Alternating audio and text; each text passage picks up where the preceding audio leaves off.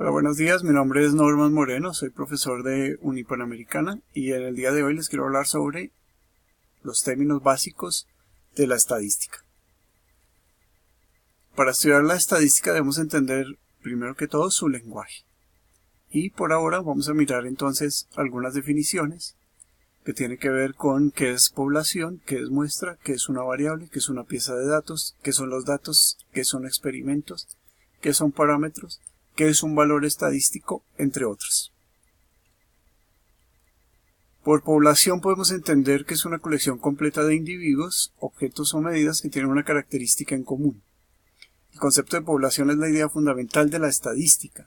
La población debe definirse cuidadosamente en cada caso a fin de poder determinar la pertinencia a ella. El conjunto de todas las personas que alguna vez han asistido a una universidad en Colombia puede ser un ejemplo de una población. La muestra corresponde a un subconjunto de una población, es decir, una muestra que se compone de algunos de los individuos, objetos o medidas de la población. Ahí en el gráfico podemos ver entonces la representación en términos de diagramas, que la muestra es una parte, un subconjunto de la población. Para la escogencia de una muestra, pues debe haber algunos criterios de tal forma que esa muestra sea representativa. La variable de respuesta. Una característica de cada elemento individual de una población o muestra corresponde a la variable de respuesta. Por ejemplo, la edad de una persona, el color de su pelo, su estatura, su peso, etc. son variables de respuesta. El valor de la variable será la medida de la característica que nos interesa. En este ejemplo vemos, entonces, hay un dato que es la cantidad que es el líquido, y la variable corresponde, por ejemplo, al volumen o a la cantidad de este líquido. La pieza de datos. El valor de la variable de respuesta asociado con cada elemento. Por ejemplo, el zapato es negro. En este caso el agua es transparente, el agua es sin sabor, el agua es sin olor, etcétera, etcétera. Corresponden a piezas de datos. Los datos comprenden el conjunto de valores asignados a la variable de respuesta por cada elemento perteneciente a la muestra. Entonces ahí tenemos un ejemplo de la altura de 40 alumnos de una clase.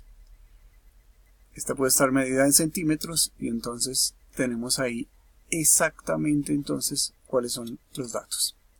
Un parámetro es una característica medible de la población completa. Una característica. Por ejemplo, el salario promedio de los empleados públicos. La población sería entonces todos los empleados públicos. Y una característica de esos empleados es su salario. Entonces hablamos de poblaciones que tienen relacionados los parámetros. Y a su vez, las muestras pues tienen asociados unos estimadores que estaremos revisando entonces en otros videos. El valor estadístico es la medida de una característica relativa a una muestra. El valor promediado de los datos y la imagen de los datos son ejemplos de tales medidas. La mayoría de los valores estadísticos muestrales se encuentran por medio de ecuaciones. Entonces hablamos de esa característica, pero ahora es una característica relativa a una muestra. Entonces de una población vamos sacando la muestra de acuerdo con los parámetros asociados, y eso lo vamos llevando entonces en ese proceso de medición o caracterización del estadístico o de valor estadístico. Pasamos al estimador y luego finalmente se obtiene entonces cuál es el parámetro que ya mencionamos.